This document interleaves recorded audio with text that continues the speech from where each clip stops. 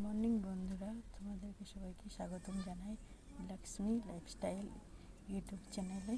তো আমি আজ তোমাদের সাথে শেয়ার করব কিভাবে সহজভাবে মাছের ঝোল রান্না করা যায়। তো বন্ধুরা দেখতে পাচ্ছেন আমার কড়াইটা গরম হয়ে গেছে। এবার আমি তেলটা দিয়ে দিলাম মাছটা ভাজবার জন্য। তখন তেলটা গরম হোক। তো বন্ধুরা আমার কড়াইয়ের তেলটা গরম হয়ে গেছে। এরপর আমি মাছটা দিয়ে দেবো।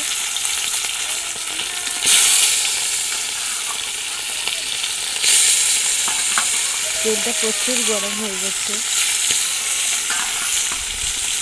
তো আমি সব মাছগুলো দিয়ে দিয়েছি। এরপর এটা ভাজা হওয়ার জন্য রেখে দিলাম। তো বন্ধুরা আমার এখানে মাছটা ভাজা হয়ে গেছে। এবার মাছটা আমি তুলে থালায় রেখে দেবো। এরপর দেবো পেঁয়াজ কুচি, রসুন ছিঁচা,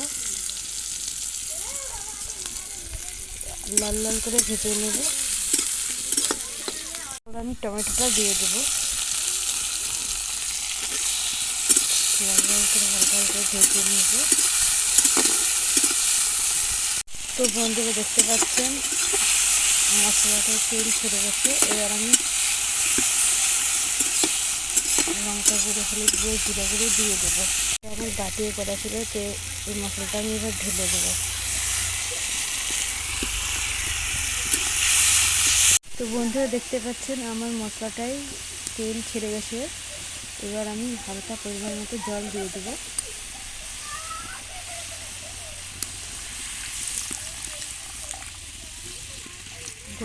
মশলাটা ফুটে গেলে এবার আমি মাছটা দিয়ে দেবো। ভালো করে ফুটে গেলে নামিয়ে নেব। দেখতে পাচ্ছ কি সুন্দর মশলাটা লাল লাল হয়ে গেছে। তো দেখে জিভে জল আসছে কি কারো, তো কমেন্টে জানিও।